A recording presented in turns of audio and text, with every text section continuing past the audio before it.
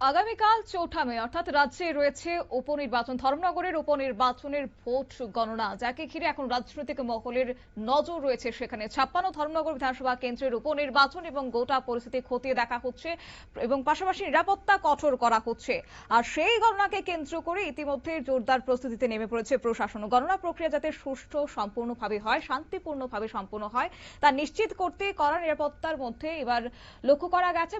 আর vote গণনার আগের দিন পরিদর্শনে গেছেন উত্তর রেঞ্জের ডিআইজিপি। তিনি গোটা কেন্দ্র ঘুরে দেখেন এবং বিশেষভাবে খতিয়ে দেখেন সিসিটিভির নজরদারি ও আইন শৃঙ্খলার প্রস্তুতি। অর্থাৎ যে বিধানসভা উপনির্বাচনে লড়াই করেছেন মোট ৬ জন প্রার্থী, যার মধ্যে বিজেপি থেকে রয়েছে জহর চক্রবর্তী, কংগ্রেস থেকে রয়েছে চয়ন ভট্টাচার্য, সিপিআইএম থেকে রয়েছে অমিতাভ দত্ত এবং সঙ্গে লড়াইয়ের ময়দানে ছিলেন এসইউসিআই, কমিউনিস্ট, আমরা বাঙালির পাশাপাশি নির্দল। তাদের ভাগ্য নির্ধারণ হবে আগামীকাল। তবে আজকে এই নজরদারিকে নিয়ে কি বললেন ডিআইজিপি নর্দার্ন রেঞ্জ, শুনুন। আটটার সময় শুরু হবে, সেই হিসাবে আমাদের পুরো প্রিপারেশন নেওয়া হয়েছে অলরেডি।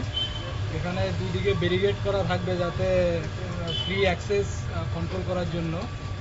আর কাউন্টিং সেন্টারের চারদিকে 163 বিএনএস লাগু থাকবে, যাতে পাস বা তার অধিক লোক জমায়েত হতে না পারে সেটাকে এনশিওর করার জন্য। আর কাউন্টিংয়ের সময়টাতে আমাদের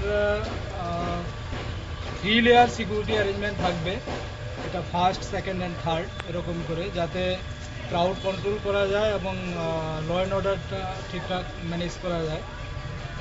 আউটসাইড মানে 3 লেয়ার অ্যারেঞ্জমেন্টের বাইরেও বিভিন্ন জায়গাতে ফিক্সড পিকেট, ভেহিকুলার, মোবাইল, এই সমস্ত অ্যারেঞ্জমেন্ট রয়েছে এবং এগুলো থাকবে কালকে, আগামীকালকেও থাকবে ল অ্যান্ড অর্ডার ঠিকঠাক মেনটেন করার জন্য। স্যার কি ফোর্স থাকবে স্যার এখানে কালকে? এখানে তো সিআরপিএফ আছে, টিএসআর, ত্রিপুরা পুলিশ সব থাকবে। আর এডিশনাল যদি এরপরেও আরও কিছু, যদি আশা করি কিছু হবে না, দরকার লাগবে না, কারণ আমরা অলরেডি এই ডিস্ট্রিক্ট দুইটা ইলেকশন কমপ্লিট করেছি, একটা বাই ইলেকশন আর একটা ডিসি ইলেকশন। এখন পর্যন্ত সবার সহযোগিতায় ইলেকশনের প্রক্রিয়া ঠিকঠাক মতোই হয়েছে। এখন পর্যন্ত কোথাও কোনো ধরনের অপ্রীতিকর ঘটনা বা ল অ্যান্ড অর্ডার ইস্যু হয়নি। তো আমরা সেই হিসাবে যাতে আগামী দিনও না হয় সেজন্য আমরা সম্পূর্ণভাবে প্রস্তুত। ডিস্ট্রিক্ট অ্যাডমিনিস্ট্রেশন, পুলিশ অ্যাডমিনিস্ট্রেশন সমস্ত বন্দোবস্ত করে রেখেছে। ধন্যবাদ। Thank you sir. নর্দার্ন রেঞ্জের ডিআইজিপির বক্তব্য আপনারা শুনলেন। আমাদের সঙ্গে যুক্ত হয়ে গেছে প্রতিনিধি রূপক দেবনাথ। রূপকের কাছে জানবো বিস্তারিত। রূপক, আগামীকালই রয়েছে ভোট গণনা এবং এই গণনা প্রক্রিয়াকে কেন্দ্র করে ধর্মনগরের ঠিক কি ধরনের পরিস্থিতি রয়েছে? একদম গত ৯ তারিখে যে ধর্মনগরে যে ৫৬ বিধানসভা যে উপনির্বাচন গেছে, সেই নির্বাচনের কালকে কিন্তু ফলাফল ঘোষণার দিন। কালকে সকাল ৮টা থেকে যে গণনা শুরু হয়ে যাবে।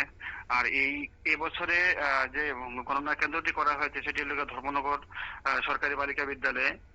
তো সেই গণনাকে কেন্দ্র করে কিন্তু আজকে নর্দার্ন ডিআইজি এসে গেছেন, যে সিকিউরিটি বিষয়গুলো উনি নিজে এসে খতিয়ে দেখেছেন।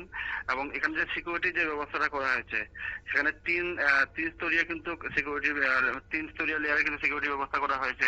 প্রথম লেয়ারে 100 মিটার দূরে একটি সিকিউরিটি ব্যবস্থা করা হয়েছে এবং সেকেন্ড লেয়ারে যে স্কুলের যে এন্ট্রি পয়েন্ট আছে, সেই এন্ট্রি পয়েন্টে সেখানে সেকেন্ড লেয়ারে সিকিউরিটি থাকবে।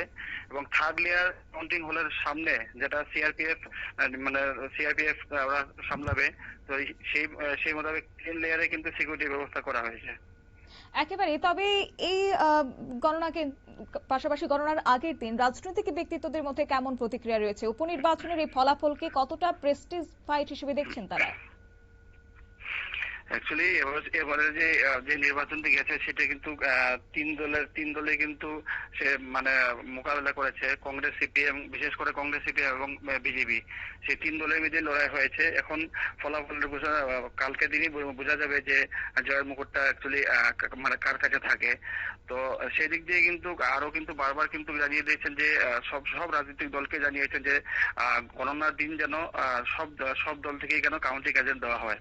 তো সেই মোতাবেক যতটুকু জানা যাচ্ছে যে কালকে সব দলেরই কাউন্টিং এজেন্টরা থাকবেন। যেহেতু ভোট মানে হচ্ছে জনতার রায়, আর জনতার রায় হচ্ছে শেষ কথা, এক্ষেত্রে ভোটারদের মধ্যে, স্থানীয়দের মধ্যে কেমন প্রতিক্রিয়া রয়েছে? হ্যাঁ, দেখুন, ধর্মনগর বিধানসভাতে কিন্তু প্রায় 46,000-এরও উপরে ভোট আছে। তো সেই জায়গার মধ্যে 80% ভোট কাস্টিং হয়েছিল। তো আজকে যে জিনিসটা দেখা যাচ্ছে যে কালকে যে গণনা হবে সেই গণনা নিয়ে কিন্তু সারা শহর জুড়ে কিন্তু মানে গুঞ্জন চলছে যে কালকে শেষ মুহূর্তে কার কার মানে মাথায় মুটুকটা পড়ে সেই আশায় কিন্তু জনগণ রয়েছে। বিভিন্ন দলের এজেন্ট এবং সমর্থকদের মধ্যে উত্তেজনার পরিস্থিতি কতটা দেখতে পাচ্ছ? এখন পর্যন্ত তো সব দিক মিলিয়ে সবকিছু শান্তিপূর্ণভাবেই আছে। তো কালকে আশা করি সব দলেরই এজেন্ট কাউন্টিং হলে থাকবেন। একেবারে রূপক, ধন্যবাদ। আপনারা শুনলেন, অর্থাৎ প্রস্তুতি কিন্তু প্রায় চূড়ান্ত পর্যায়ে রয়েছে। এখনো অপেক্ষা শুধুমাত্র যে শেষ হাসিটা কে হাসে। তবে প্রশাসনের পক্ষ থেকে কড়া নজরদারি রয়েছে, কোন রকমের অপ্রীতিকর ঘটনা যেন না ঘটে, শান্তিপূর্ণভাবে যেন ভোট গণনা সম্পূর্ণ হয়। ধর্মনগরের PM শ্রী স্কুলেই হতে চলেছে গণনা এবং সকাল 7টা থেকে কিন্তু শুরু হয়ে যাবে। নিয়ে নিচ্ছি ছোট্ট একটি বিজ্ঞাপন বিরতির সঙ্গে থাকুন।